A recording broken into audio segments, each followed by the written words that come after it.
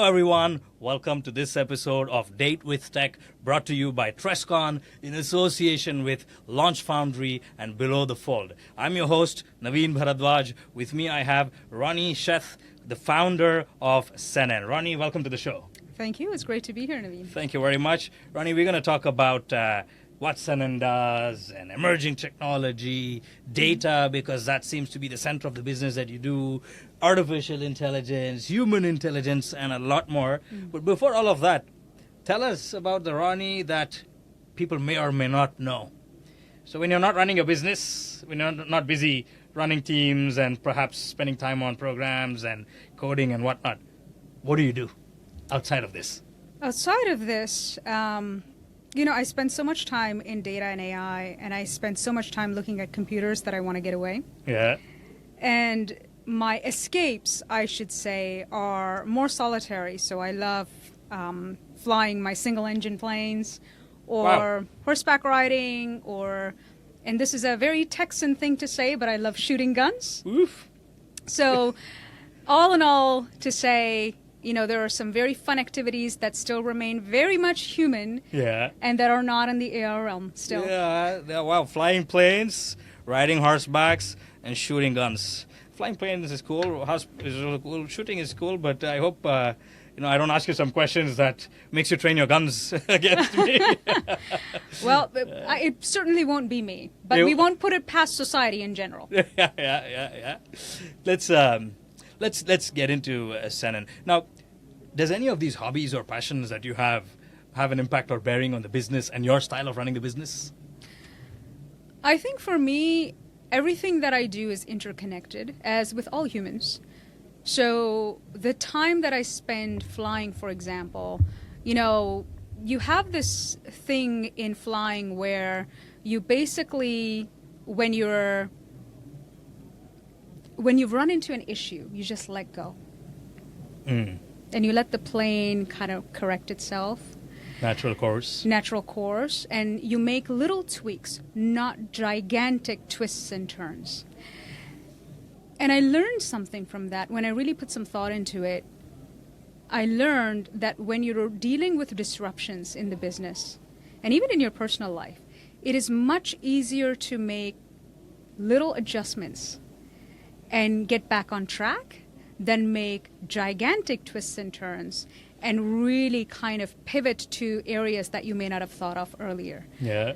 And it works both ways. There are times when you need to bank left and bank sharp right, but there are times when you just need to let go. And I think that I took that away from flying, from horseback riding. It's how do you deal with an animal which has a mind of its own? How do you deal with that? How do you work with that? How do you collaborate with somebody who has a mind of their own? And let's think AI, right? AI in reality is evolving, and it really has started getting a mind of its own. Super intelligence. How do you deal with that? So these are the things that I take away from my hobbies into real life, as I would call it, in business. It's an interesting perspective. Huh? So you talk about autopilot, you talk about maneuvering when needed, you talk about letting natural course corrections, but at sometimes correcting the course by force or by will or by action, and then balancing, right? Yeah. The takeoff, the touchdown, and even the horseback riding. It's quite interesting. That I think also sort of relates to data and how, you guys crunch the data, perhaps manage the data and come up with those magical decision-making analytics and whatnot, right? So can you tell us a little bit more about, because data is quite broad, right? Yes. Can you tell us specifically what is it that you guys do with data at SENEN and the different types of industries that you guys have been helping? So a lot of people ask me this question, and I love to say it this way. SENEN designs and deploys human-centered experiences with the help of disruptive enablers like big data and artificial intelligence. And what I mean by that is when you look at data, a lot of people think, we, in real terms, in business terms, we design and deploy big data and artificial intelligence strategy. We really help execute that strategy, operationalize that strategy, And we actually build literacy upon that strategy so that people have an easier time adopting that technology and working with that technology and even data. But what is really interesting is when we think about working with data itself, is a lot of times people forget that data is an addition to how we think and how we make decisions. You know, most of the times when I talk to people, they want to be data-driven. They want to be AI-centric. And this poses a problem because in reality, you should be people-centric and value-driven. Yeah. So that's really what we do with data, is really unlock critical insights to help people make decisions, to help companies make decisions to become more people-centric and more value-driven. Fantastic. So people centricity seems to be the core, it's the core. Of everything that you do. So that allays the fear of people thinking, oh, with data, would any bad happen to me? Would I lose my job? Would I lose that opportunity and whatnot, right? Yeah. You work with lots of different industries. You work That's with right. lots of different brands, right? Do you see that challenges and problems across different industries are almost similar, or you see there's a stark difference between one company or one industry to another? I think there are always nuances, but every company likes to think they're unique. The reality is the fundamentals and the foundation of what people do when they work with data and AI, they remain the same. You know, ultimately, when you think about big data, you are working with a resource that is almost infinite at this point in time and growing eternally. And you're trying to lock down and leverage that resource, distill its essence, and get to an actionable insight. It's literally that simple. Yeah. With artificial intelligence, we don't understand each other. We're trying to understand how artificial intelligence is going to work a year, 5 years, 10 years down the line. There is no way. There is no way that we can even predict what AI is going to look like and what we can do with AI in the future over the next 5 years or 10 years, right?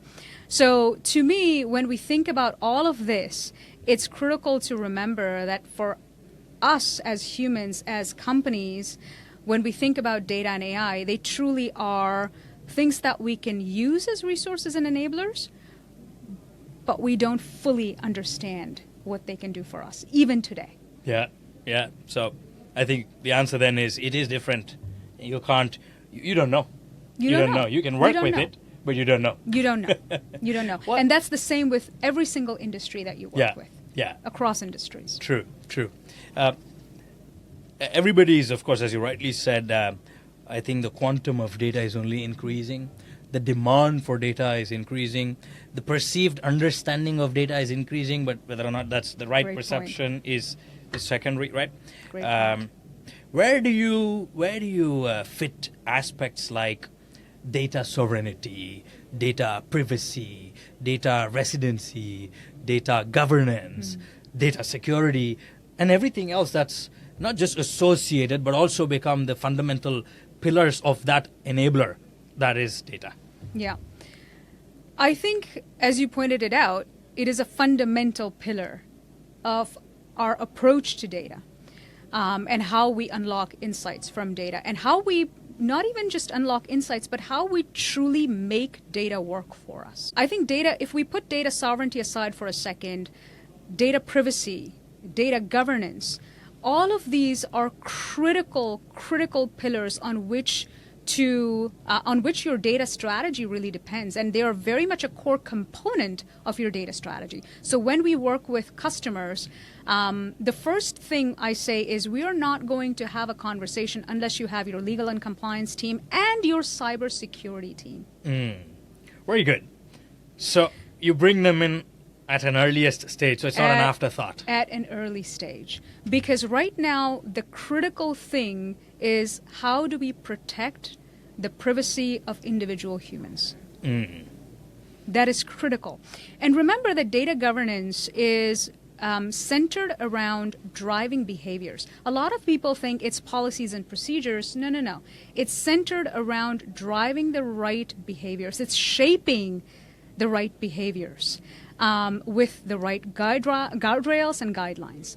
So when you think about governance, you can say it's offensive, so it's designed for innovation and really fostering innovation, or it's defensive, it's designed to really protect, mitigate risk, focus on privacy or regulation compliance.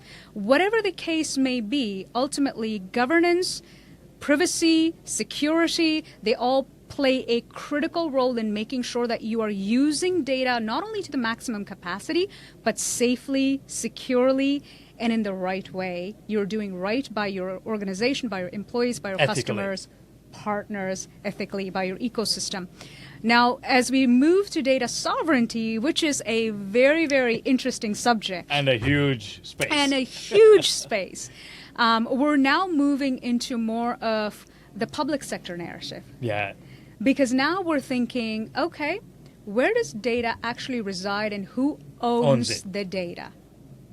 And that is a massive question, not just for the public sector and in the governments, but also in organizations. Even in organizations, in companies, when we work on data strategy, we have noticed, people like to hoard data. Okay, this is my data. We're not going to share data because information is power, right? Yeah. So the question then becomes, okay, who really owns the data? And I think that's the question that we need to start answering when we think about data sovereignty, is really who owns the data. True. I'll tell you something funny, and then I'll bounce back to this serious and relevant conversation. Sure. So regarding this data ownership, right? We all tend to have this habit, including me. Oh yeah, but that's my data, that's my information. I don't want to give it because it's worth millions of dollars. Right. But when you look back, am I making the millions of dollars from that?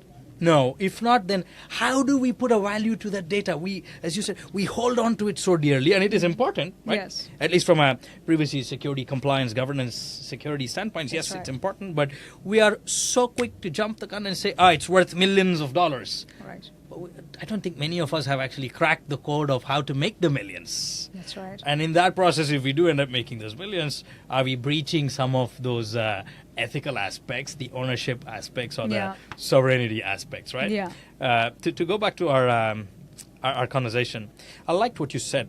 The fact that you are bringing different teams, departments, and conversations right at the early stage is making you actually ensure that by design, not as an afterthought, but by design, the data is being used in the right aspects. That's right. Loopholes are being thought of in advance. Gaps are being addressed in advance. And any possible gray areas or issues that might happen later on are actually avoided. That's right. Have you come across a situation where, despite all these things, without, of course, taking the name of a customer or a project, where you did your absolute best, yet something went wrong, something went awry, for whose ever fault? I think there is always a chance that things can go wrong. And one of the things that we've learned about strategy is that it is a journey, not a destination.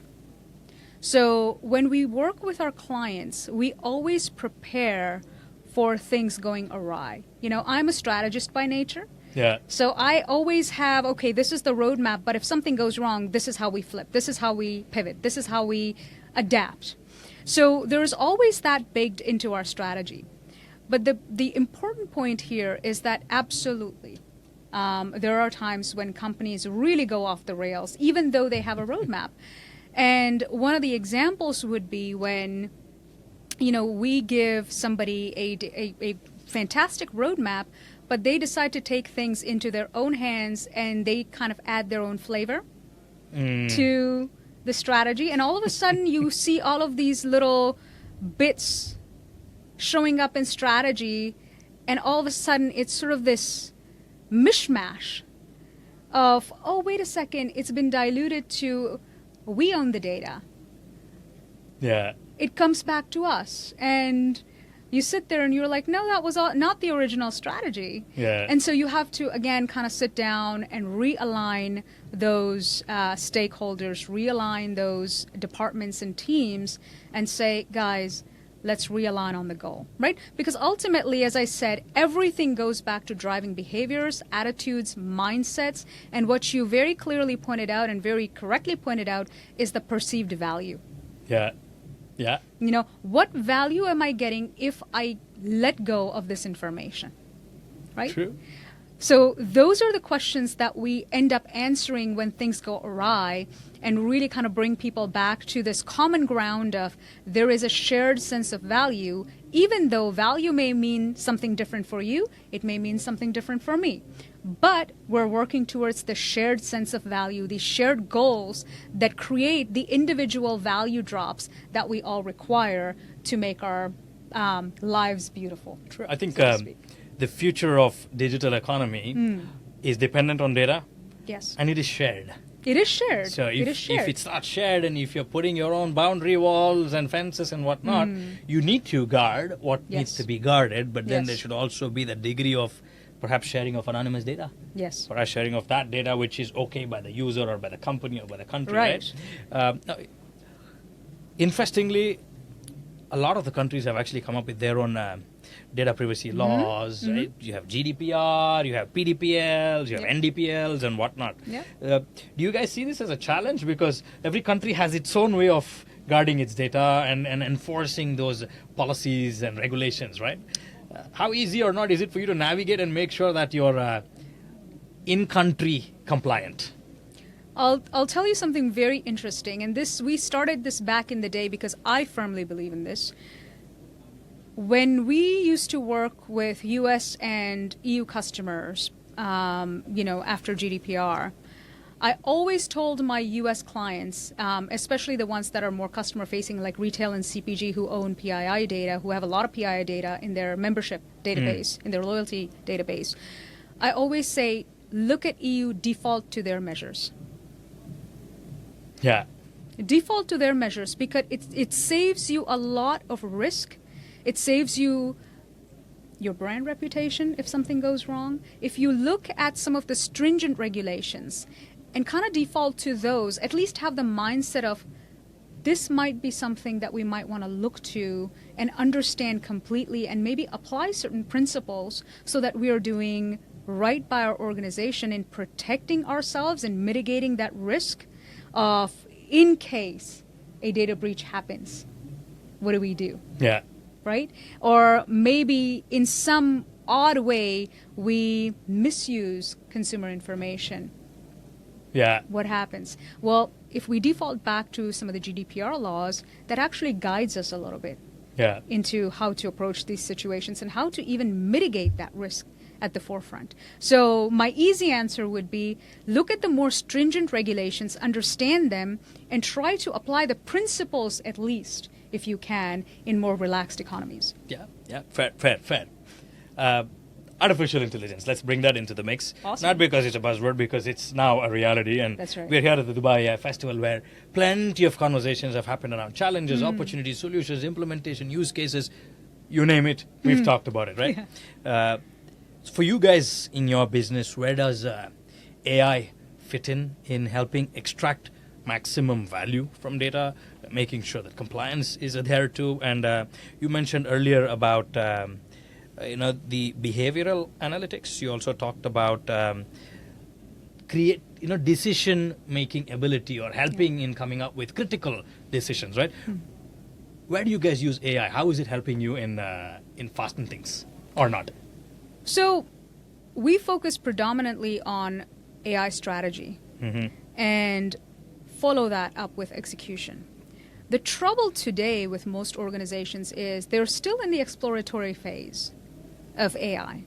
They're still in the POC phases of AI. They're still trying to figure out, maybe if we implement this AI product, maybe we can have X outcome or X value.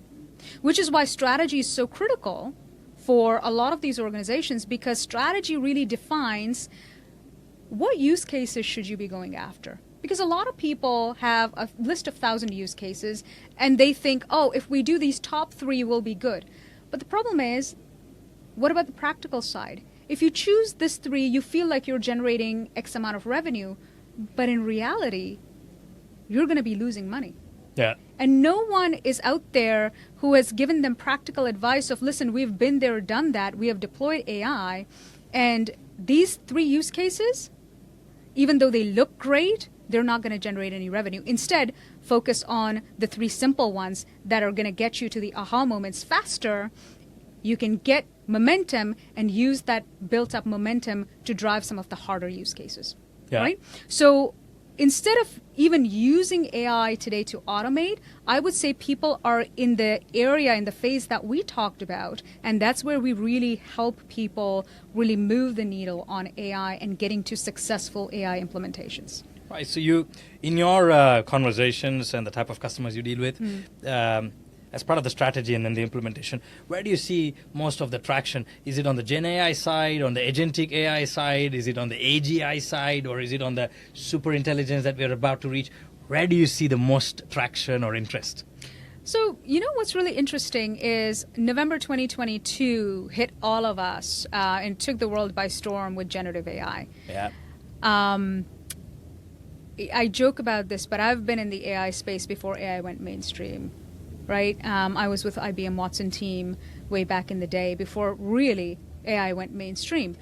And one of the things that I've learned is when people say we want to do AI or we want to leverage AI or implement AI, they generally mean generative AI today.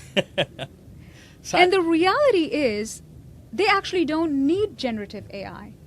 They need to understand what their business use cases are and where AI truly transforms the business. Yeah. Right? It could be simple classical AI, it could be generative AI, or in the future, it may be agentic AI. But when people say AI, in their minds, it's generative AI. True. ChatGPT comes to our minds first thing. AI or Right. ChatGPT? Right.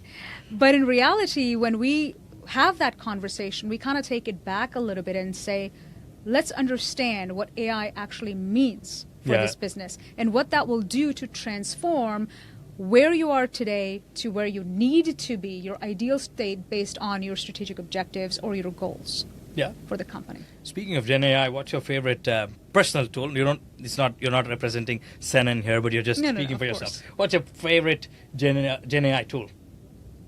I'm going to say ChatGPT only because it introduced generative AI to the market. Sam, you've done a great job.